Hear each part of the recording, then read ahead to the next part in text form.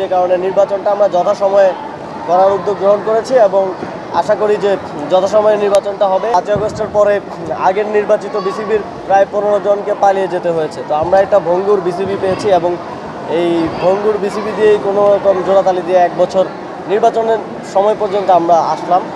তো আমার মনে হয় যে একটা ফুল টিম কাজ না করলে ক্রিকেটের উন্নতি হওয়া সম্ভব না, যে কারণে নির্বাচনটা আমরা যথাসময়ে করার উদ্যোগ গ্রহণ করেছি এবং আশা করি যে যথাসময়ে নির্বাচনটা হবে। এবং এখানে যারা সংশ্লিষ্ট আছেন আমাদের এখন পর্যন্ত যুব ক্রীড়া মন্ত্রণালয়, বিসিবি, নির্বাচন কমিশন, আমি যতদূর দেখছি যে সন্তোষজনকভাবেই কাজ করে যাচ্ছে।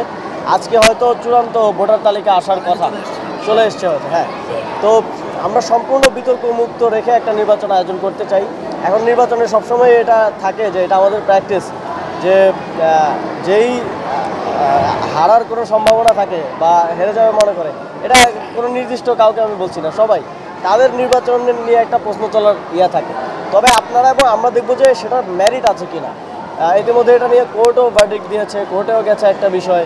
তবে আমাদের দিক থেকে আমরা চেষ্টা করছি যে আইসিসির গাইডলাইন অনুযায়ী এবং বিসিবির যে কনস্টিটিউশন আছে সেটাকে সম্পূর্ণ টু দ্য মার্ক রেখে আমরা নির্বাচনটা আয়োজন করি।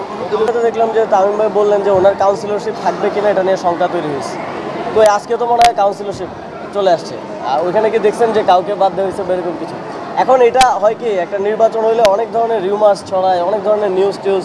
ওই যে নিউজ কাউন্সিলরশিপ নিয়ে তামিম ভাই যেটা নিউজ হলো আমি দেখলাম, ওইখানে তো তেমন কোনো পয়েন্ট আসলে আমি দেখি নাই। তো এটা যাওয়ার একটা শঙ্কা বা অনেকের কানে অনেক কিছু দেয় যে আপনাকে বোধহয় বাদ দিয়ে দিবে। তো ওই জায়গা থেকে বাট আপনি তো কাউন্সিলর লিস্ট দেখছেন এখন, তো আপনি তো কথা বলতে হবে অন পেপার কি আসতেছে, সিদ্ধান্তটা কি আসতেছে তার উপরে, রিউমারের উপরে যদি আপনি বলেন যে আমার চলে যাচ্ছে, এটা হচ্ছে ওইটা হচ্ছে, তাহলে তো সেটা ক্রেডিবল কিছু না। একটা জিনিস হচ্ছে, ইলেকশন কমিশনের সাথে আমার যতটুকু কথা হয়েছে, তারা চেয়েছে সম্পূর্ণ বিতর্কমুক্তভাবে একটা নির্বাচন করতে। তো ক্লাবগুলোর বিষয়ে যেহেতু আপনারাই রিপোর্ট করেছেন যে কীভাবে অনিয়ম করে তারা কোয়ালিফাই করেছে ডিভিশনে, আমরাও স্পোর্টসে চাই সামনে এমন এমন ক্লাব আসুক। আপনারা জানেন যে আগে এই জায়গাটা অনেক বেশি ক্লোজ ছিল, অনেকেই ঢুকতে পারতো না, ভালো ভালো কর্পোরেট প্রতিষ্ঠান ঢুকতে পারতো না কিন্তু।